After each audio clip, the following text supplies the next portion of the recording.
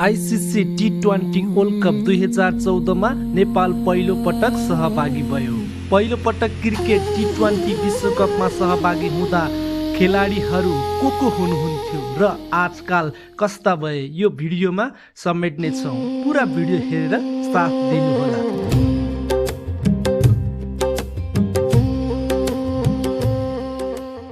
जितेन्द्र मुखिया जन्म 1992, 2014 टी20 विश्वकपमा सहभागी हुँदा मात्र 22 वर्षको हुनुहुन्थ्यो।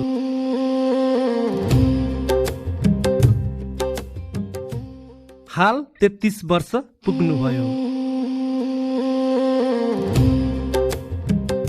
नरेश बुढाएर उहाँको जन्म 1991 मा भएको थियो भने नेपाल पहिलो पटक टी20 वर्ल्ड कपमा सहभागी हुँदा खेलाडी उहाँ मात्र 23 वर्षको हुनुहुन्थ्यो। आज 34 वर्षको हुनुभयो। सागर पुन जन्म 1993 मा भएको थियो। 2014 को टी20 वर्ल्ड कप खेल्दा मात्र 21 वर्षको हुनुहुन्थ्यो भने हाल उहाँ 32 वर्षको हुनुभयो। बसन्त रेग्मी जन्म 1986 मा भएको थियो। नेपालको टी20 वर्ल्ड कप पहिलो पटक खेल्दाका खेलाडी उहाँ 28 वर्षको हुनुहुन्थ्यो भने हाल उहाँ 39 वर्षको हुनुभयो।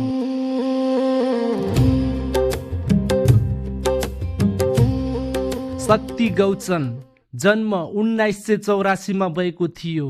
2014 को टी20 वर्ल्ड कप खेल्दा उहाँ मात्र 30 वर्षको हुनुहुन्थ्यो भने हाल 41 वर्षको हुनुभयो। नेपालले टी20 वर्ल्ड कपमा पहिलो पटक खेल्दा उमेरको हिसाबमा सबैभन्दा बढी उमेर भएका खेलाडी हुन् शक्ति गौचन।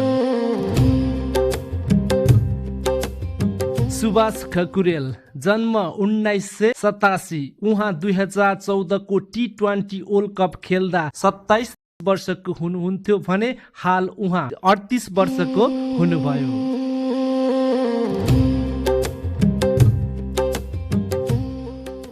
सोमपाल कामी जन्म 1996 मा भएको थियो। 2014 को टी20 वर्ल्ड कपमा सबैभन्दा कान्छा खेलाडी मात्र 18 वर्षको हुनुहुन्थ्यो भने हाल उहाँ 29 वर्षको हुनुभयो।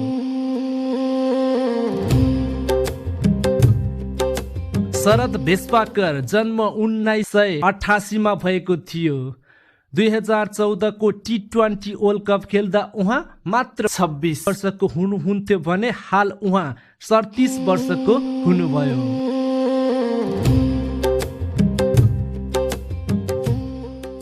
विनोद भण्डारी जन्म 1990 मा भएको थियो। 2014 को टी20 वर्ल्ड कपमा मात्र 24 वर्षको हुनुहुन्थ्यो भने हाल उहाँ 35 वर्षको हुनुभयो।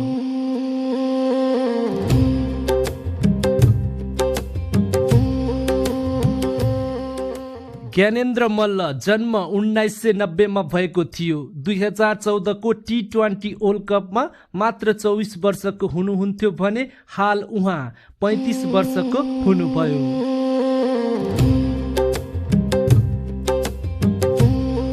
पारस खड्का जन्म 1987 मा भएको थियो। टी20 वर्ल्ड कप 2014 मा सहभागी हुँदा उहाँ मात्र 27 वर्षको हुनुहुन्थ्यो भने हाल 38 वर्षको हुनुभयो। नेपालले पहिलो पटक टी20 वर्ल्ड कपमा सहभागी हुँदा पारस खड्का क्याप्टेन हुनुहुन्थ्यो। हाल उहाँ क्यानको सचिव पदमा रहनु भएको छ।